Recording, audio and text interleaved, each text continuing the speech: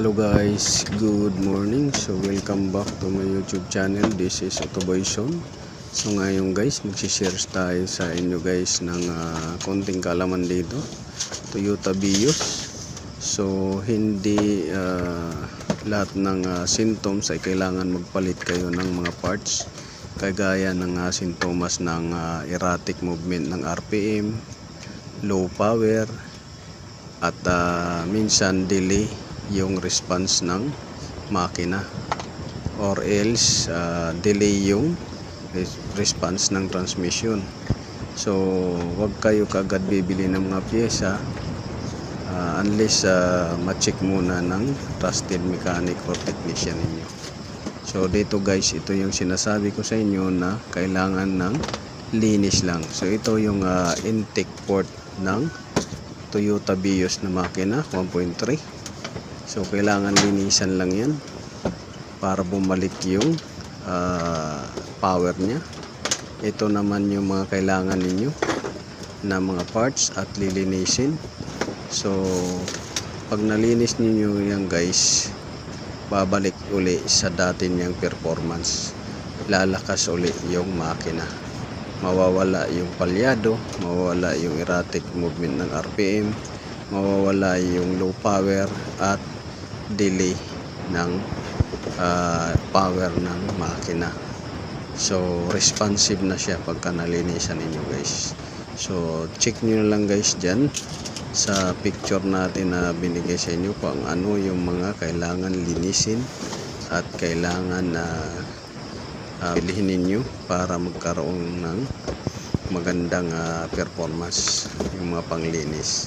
So dito makikita ninyo, yan yung mga all parts na ating tinanggal: intake manifold, throttle, injector, spark plug, fuel rail, air filter, at mga hoses at saka BBT.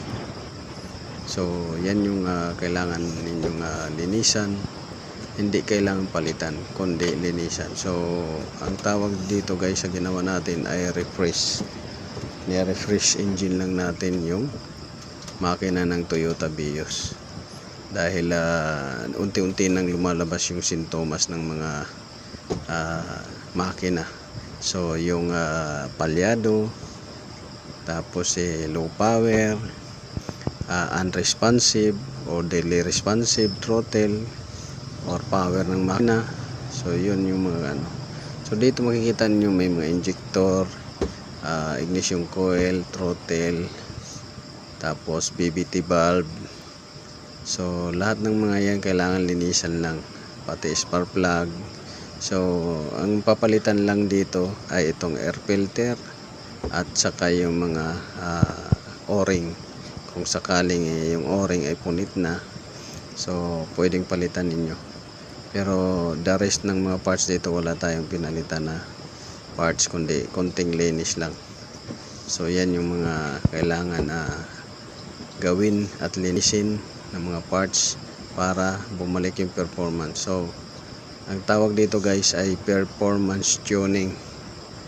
So performance tuning ang tawag dito sa ginawa natin para bumalik yung performance nya. So sa mga hindi pa nakakalam na mga customer owner, so wag nyo munang papalitan ng mga parts dahil nakukuha yan sa linis, lalo na sa mga sintomas na palyado, sintomas na delay response ng RPM, erratic movement RPM, at unresponsive engine. So konting linis lang yan. So sana nakakuha kayo ng konting kalam dito guys sa ating binigay na video kung ano dapat ang mga lilinisin.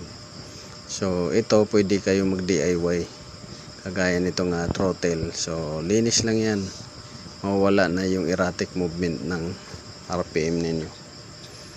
Kung sa palyado naman, linis lang din ng spark plug at saka injector, mawawala na yung palyado. Tapos check nyo rin yung ignition coil nyo, baka maya basa lang yung gilid kaya nag jump spark na yung kuryente. So yan lang guys, this is Autoboyson. Naway nakakuha kayo, so konting kalaman. Don't forget to like, share, subscribe my YouTube Boyson, at pakisupport na rin guys ng ating page, Ubic Works TV, Autoboyson, at Ubic Iris Sarcon. Yan yung page natin tatlo, para marami pa tayong may share at matulungan na mekaniko at mga customer owner. God bless you all.